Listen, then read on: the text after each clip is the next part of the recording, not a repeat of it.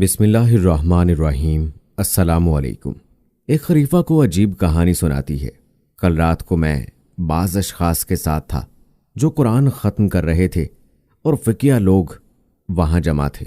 جب پڑھنے والے پڑھ کر فارغ ہوئے تو دسترخوان بچھایا گیا اور من جملہ کھانوں کے زیرہ گوشت لایا گیا اور ہم نے آگے بڑھ کر زیرہ گوشت کھانا شروع کیا، مگر ہم میں سے ایک نے اپنا ہاتھ کھینچ لیا اور اس کے کھانے سے انکار کیا۔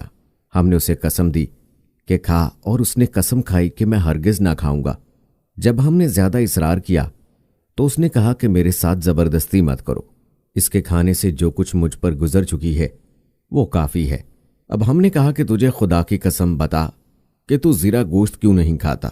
اس نے کہا کہ اگر تم مجبور کرتے ہو کہ میں زیرہ گوشت کھاؤں تو بغیر اس کے نہیں کھا سکتا کہ اول 40 بار اپنے ہاتھ صابن سے دھوں اور 40 بار سوڈے سے اور پھر 40 بار خوشبو سے، یہ تمام 120 بار ہوئے۔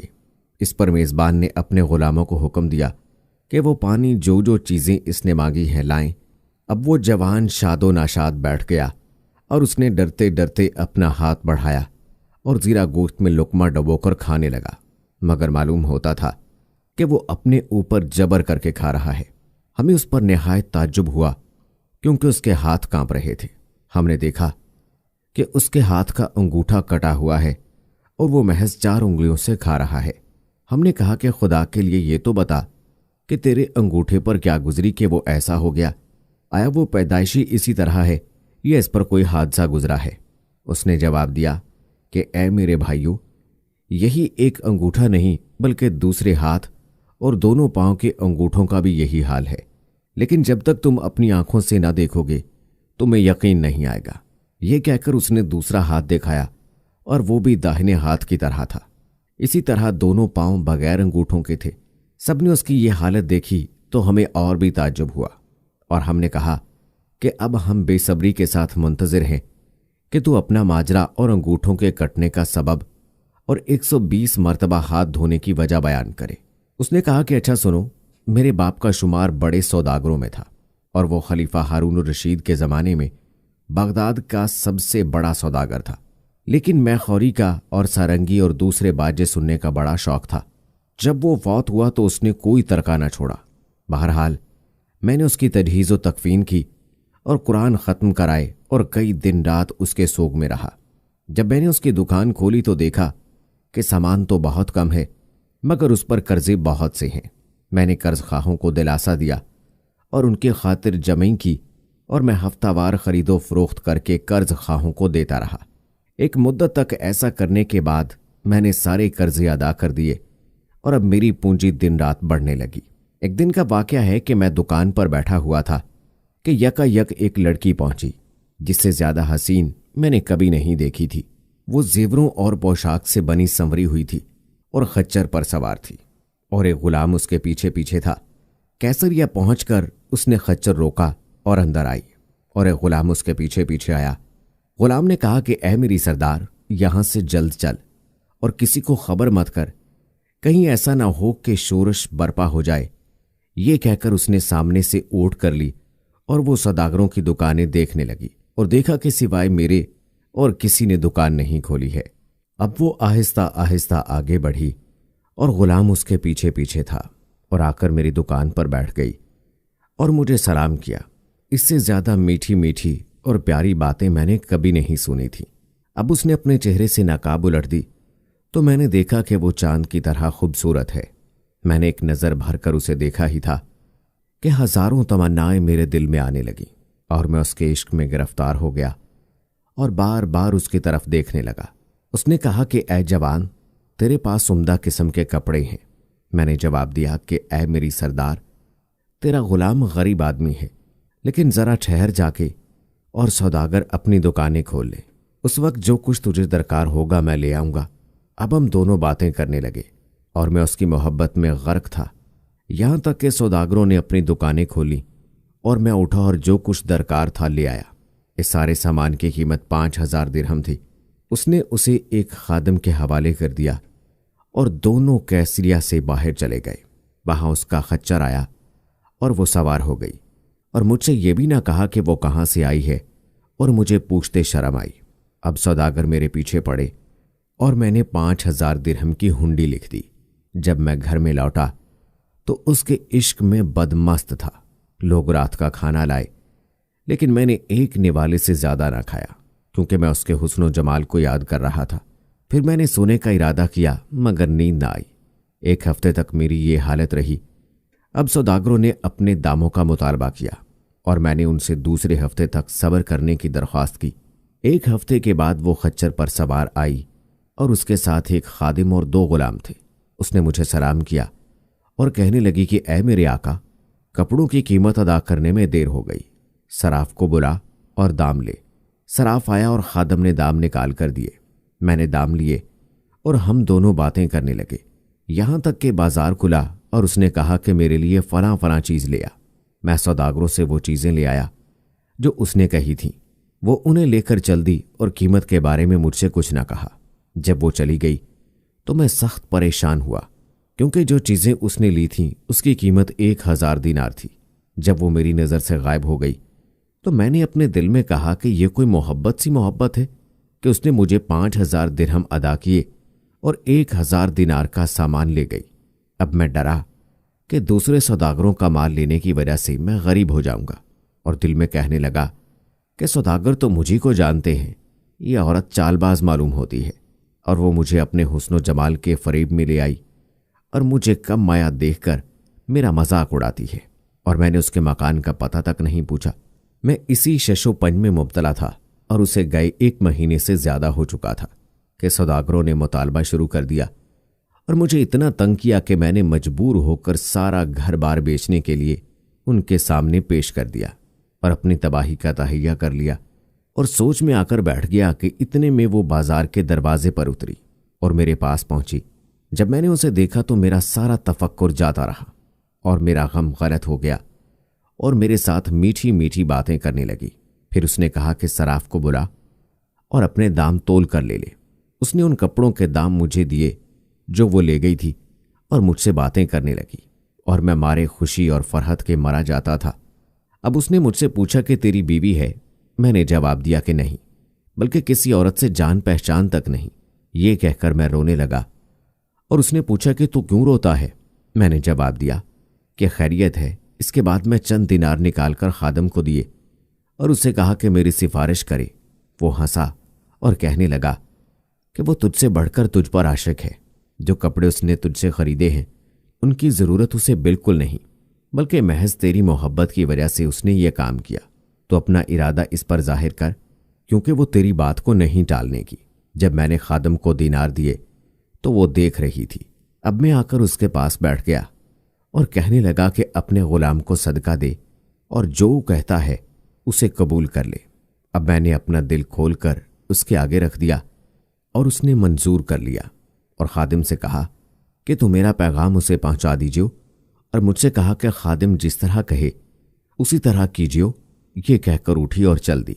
اب میں نے جا کر سوداگروں کو دام دیے، بلکہ کچھ زیادہ، لیکن پھر اس کی خبر نہ ملنے کی وجہ سے مجھے سخت پریشانی ہوئی اور میں نے رات بھر جاگتے گزار دی۔ کچھ دنوں بعد اس کا خادم میرے پاس آیا اور میں نے اس کی تعظیم کی اور اسے لڑکی کا حال پوچھا۔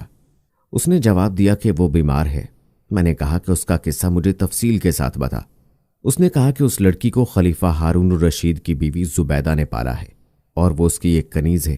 اس نے باہر آنے جانے کی اجازت اپنی ملکہ سے مانگی ہے اور وہ اسے مل گئی ہے، اور وہ زبیدہ کی خزانچی ہے۔ اس نے اپنی مالکہ سے تیرا ذکر کیا تھا اور اس سے درخواست کی کہ وہ اس کی شادی تیرے ساتھ کر دے، مگر مالکہ نے جواب دیا کہ جب تک کہ میں اس مرد کو دیکھ نہ لوں نہ کروں گی۔ اگر وہ بھی تیری طرح خوبصورت ہوگا تو میں تیری شادی اس کے ساتھ کروں گی۔ اب ہم تجھے محل میں لے جانا چاہتے ہیں، اگر تجھے اندر پہنچنے میں کامیابی ہو گئی تو تیری شادی اس کے ساتھ ہو جائے گی، اور اگر راز فاش ہو گیا تو میری گردن مار دی جائے گی۔ اب بتا کہ تیری کیا رائے ہے؟ میں نے جواب دیا کہ میں تیرے ساتھ چلوں گا، خواہ میرا وہی حال کیوں نہ ہو جو تو نے بیان کیا۔ خادم نے کہا کہ آج رات مسجد میں جا کر نماز پڑھیو اور وہیں رہیو، اس مسجد میں جو زبیدہ نے دجلے کے کنارے بنوائی ہوئی ہے۔ میں نے کہا کہ بس رو چشم۔ جب رات ہوئی تو اس مسجد میں گیا اور وہاں نماز پڑھ کر سو گیا۔ جب تڑکا ہوا تو میں نے دیکھا کہ 2 خادم ایک بجرے میں آئے اور ان کے ساتھ خالی صندوق تھے۔ وہ ان صندوقوں کو مسجد میں رکھ کر چلے گئے، مگر ان میں سے ایک نے ذرا توقف کیا اور میں نے غور سے دیکھا تو یہ وہی خادم تھا جو میرے اور اس لڑکی کے درمیان میانجی بنا تھا۔ تھوڑی دیر کے بعد وہی لڑکی جو میری دوست تھی میرے پاس آئی۔ جب وہ میرے سامنے پہنچی تو میں اٹھ کھڑا ہوا اور اسے گلے سے لگا لیا اور وہ مجھے بوسے دینے اور رونے لگی۔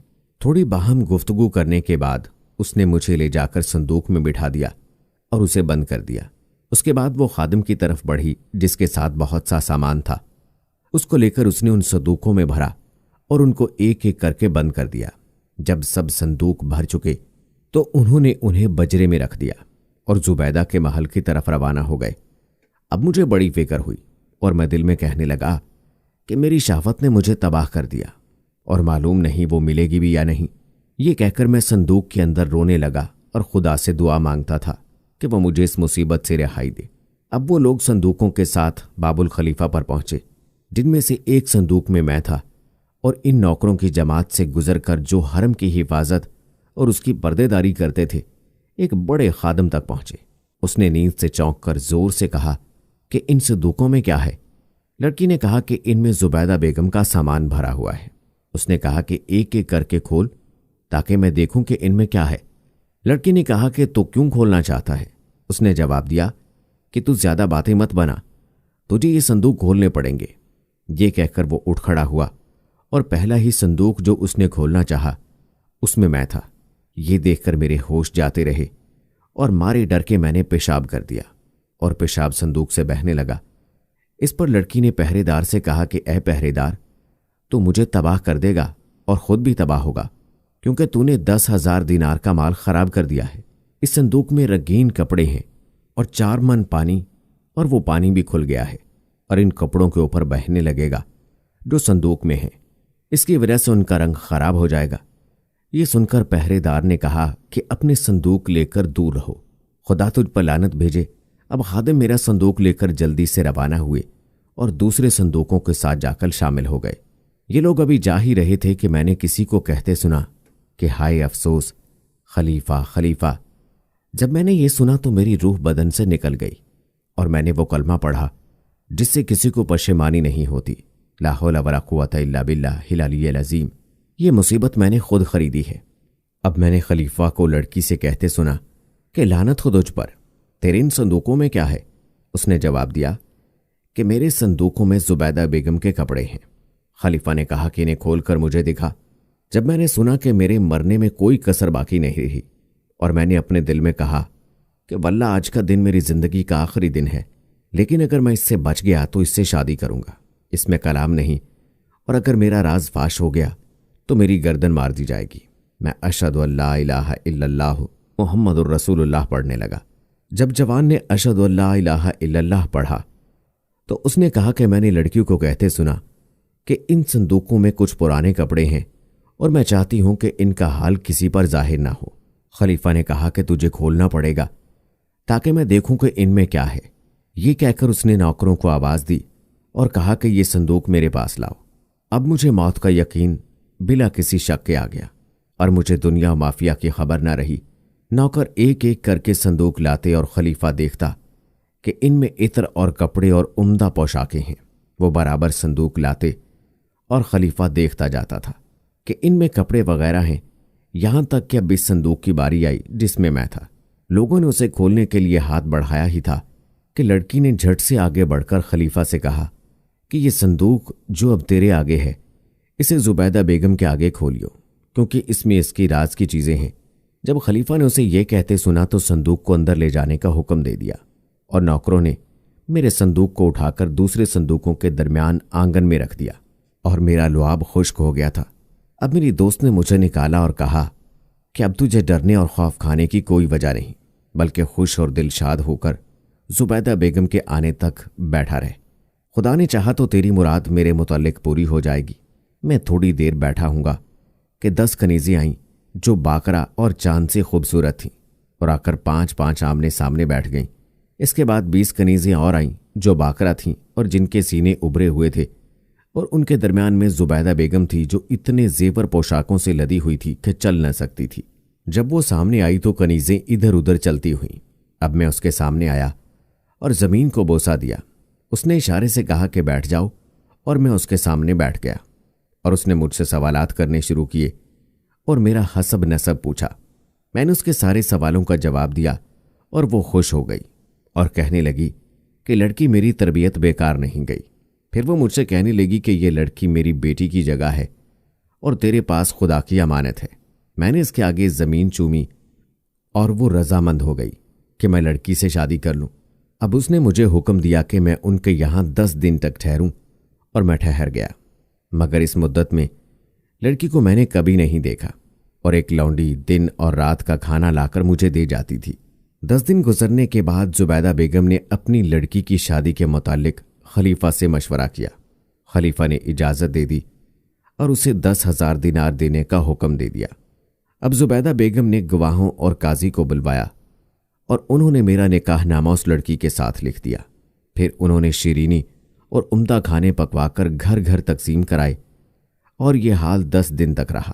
یہ کل 20 دن ہوئے اور اس کے بعد لڑکی حمام ہو گئی، اور ایک خانچہ لایا گیا جس میں کھانے تھے، اور من جملہ ان کے پاس ایک پیالہ زیرہ گوشت کا جس میں شکر بھری ہوئی تھی، اور اوپر سے مشک آمیز گلاب پڑا ہوا تھا، اور اندر مرغی کے سینے سرخ اور رنگ برنگ تھے جن سے عقل دنگ رہ جاتی تھی۔ خدا کی قسم میں زیرہ گوشت کے پاس بیٹھ تو گیا اور خوب سیر ہو کر کھایا، اور اس کے بعد میں نے اپنے ہاتھ پوچھے، مگر ان کو دھونے کا خیال نہ رہا اور بیٹھا رہا، یہاں تک کہ اندھیرا ہو گیا اور موم بتیاں جلیں اور ڈومنیاں ڈپھلیاں لے کر پہنچی اور دلہن کی منہ دکھائی اور اشرفیاں وصول کرنے لگیں، یہاں تک کہ وہ سارے محل کا چکر لگا آئیں۔ اب وہ اسے میرے سامنے لائیں اور اس کے کپڑے اتارے۔ جب اس کے ساتھ پلنگ پر اکیلا ہوا اور اسے گلے لگایا اور مجھے اس کے وصال کا یقین نہیں آتا تھا، تو اسے میرے ہاتھوں زیرہ گوشت کی بو آئی اور وہ شور مچانے لگی۔ اب ہر طرف سے کنیزیں دوڑ پڑیں اور مجھے معلوم نہ تھا کہ کیا واقعہ ہے، اور وہ کہنے لگی کہ اے بہن تجھے کیا ہوا؟ اس نے کہا کہ اس پاگل کو یہاں سے نکال دو۔ میں تو سمجھی تھی کہ یہ سمجھدار ہے۔ میں نے کہا کہ میرے پاگل پن کی کون سی بات ظاہر ہوئی؟ اس نے جواب دیا کہ اے پاگل، تو نے زیرہ گوشت کھا کر ہاتھ کیوں نہیں دھوئے؟ خدا کی قسم میں تجھے اس فعل پر سزا دوں گی، کیا تو جیسا مجھ جیسی سے مباشرت کرے گا؟ یہ کہہ کر اس نے ایک طرف بٹا ہوا کوڑا نکالا اور میری پیٹھ اور چوتڑوں پہ مارنا شروع کیا، یہاں تک کہ مجھے دنیا مافیا کی خبر نہ رہی، اتنی مار اس نے مجھے ماری۔ پھر اس نے کنیزوں سے کہا کہ اسے پکڑ کر شہر کے حاکم کے پاس لے جا تاکہ وہ اس کا ہاتھ کاٹ ڈالے جس سے اس نے زیرہ گوشت کھایا اور دھویا نہیں۔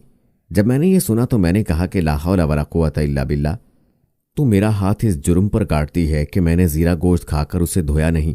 اب کنیزیں اس کے پاس آئیں اور کہنے لگی کہ بہن اس بار اس کا جرم معاف کر دے۔ اس نے جواب دیا کہ میں اس کی چند انگلیاں کاٹے بغیر نہ رہوں گی۔ یہ کہہ کر وہ چل دی اور 10 دن تک غائب رہی اور میرے سامنے نہ آئی۔ 10 دن کے بعد وہ میرے پاس آئی اور مجھ سے کہنے لگی کہ اے کلموہے، میں تجھے زیرہ گوشت کھا کر ہاتھ نہ دھونے کا مزہ چکھاؤں گی۔ یہ کہہ کر اس نے کنیزوں کو آواز دی اور انہوں نے میری مشقیں کسیں، اور اس نے ایک تیز استرا لا کر میرے انگوٹھے کاٹ ڈالے، جیسا کہ اے حاضرین تم دیکھ رہے ہو۔ اس کے بعد میں بے ہوش ہو گیا اور اس نے انگوٹھوں پر کوئی سفوف چھڑکا اور خون بند ہو گیا، اور میں کہتا جاتا تھا کہ میں کبھی زیرہ گوشت نہ کھاؤں گا، اگر کھا کر 40 بار سوڈے اور 40 بار خوشبو اور 40 بار صابن سے نہ دھوں۔ اس کے بعد میں نے قسم کھائی کہ میں کبھی زیرہ گوشت نہ کھاؤں گا اگر اس کے بعد میں اپنے ہاتھ نہ دھوں، جیسا کہ میں نے تم سے بیان کیا ہے۔ اس لیے جب تم یہ زیرہ گوشت لائے تو میرا رنگ فک ہو گیا، اور میں اپنے دل میں کہنے لگا کہ یہی میرے انگوٹھوں کے کٹنے کا سبب ہے، اور جب تم نے میرے ساتھ زبردستی کی تو میں نے اپنے دل میں کہا کہ مجھے قسم پوری کرنی چاہیے۔ حاضرین نے پوچھا کہ اس کے بعد کیا ہوا؟ اس نے جواب دیا کہ جب میں نے قسم کھائی تو اس کا دل پسیج گیا اور اس کے ساتھ سویا، اور اس طرح ہم ایک مدت تک رہتے رہے۔ اس کے بعد اس نے کہا کہ شاہی محل میں ہمارا رہنا ٹھیک نہیں ہے، یہاں سوائے تیرے اور کوئی نہیں آتا، اور وہ بھی زبیدہ بیگم کی مہربانی سے۔ یہ کہہ کر اس نے 50,000 دیے اور کہا کہ یہ دامن لے اور ہمارے لیے ایک کشادہ مکان خرید۔ میں نے جا کر ایک خوبصورت اور کشادہ مکان خریدا، اور اس میں جتنا اس کا سامان تھا اور جو مال اور کپڑے اور تحفے اس نے جمع کیے تھے منتقل کیے۔ یہ سبب ہے میرے انگوٹھوں کے کٹنے کا۔